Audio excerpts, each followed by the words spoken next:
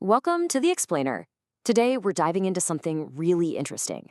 We're going to look at how a brand new medical school, Gujranwala Medical College, is trying to carve out a space for itself in what is, well, a super competitive field in Pakistan.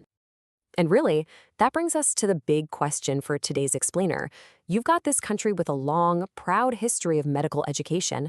So, how does a new college even begin to make its mark? I mean, what does it take to build a name for yourself from scratch? Let's get into it. Okay, so to really get a handle on the journey of Gujranwala Medical College, let's call it GMC, you have to understand the world it was born into. And, to put it mildly, it's a crowded field. Let's start by zooming out and looking at the big picture of medical schools across Pakistan. I mean, look at this. You've got established medical colleges pretty much everywhere, in every major province and territory. We're talking from Azad Jammu and Kashmir all the way down to Sindh. So this isn't just a few schools here and there. It's clearly a national priority, and that means the landscape is packed with well-known institutions. But it gets even tougher when we drill down into the province of Punjab, which is GMC's home turf. We're not talking about just a handful of competitors here. The source material tells us there are at least 18 public medical colleges in this one province alone. Just think about that for a second. That is a ton of established schools all competing for the best students, the best faculty, and of course, for prestige. All right, so now that we know what they're up against, let's zoom in on Gujranwala Medical College itself. Let's take a closer look and see what makes this place tick. Okay, the basics are pretty straightforward. It's a public college located in Gujranwala, Punjab. But check out that motto, committed to serve. That's more than just a catchy phrase. It really feels like a statement of purpose, right? It hints that their mission is all about community and public health. And that's a huge part of the identity they're trying to build. And if you look at their history, you can see it's been a very deliberate journey. They were established in 2010, and then just 2 years later, they made a massive move by becoming a constituent college of the University of Health Sciences, and we'll get into why that's such a big deal in a bit. Then you jump forward to 2022, and boom, their teaching hospital is up and running, at least partially. See, these aren't just random dates on a timeline. They're smart, strategic moves to build legitimacy and become a fully functioning medical institution. So, they've laid the groundwork, but what about the heart of the college's mission? What are they actually teaching?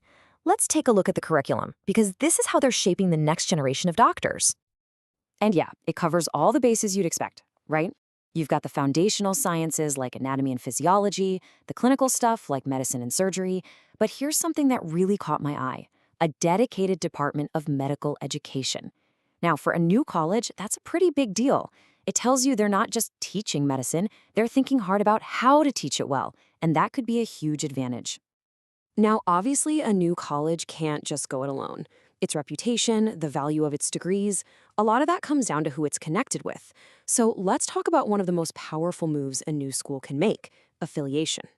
We touched on this a second ago, but it's such a game changer. Being a constituent college, well, it means you're not just some new, unproven school out on your own. Nope. You're an official part of a bigger, more established university.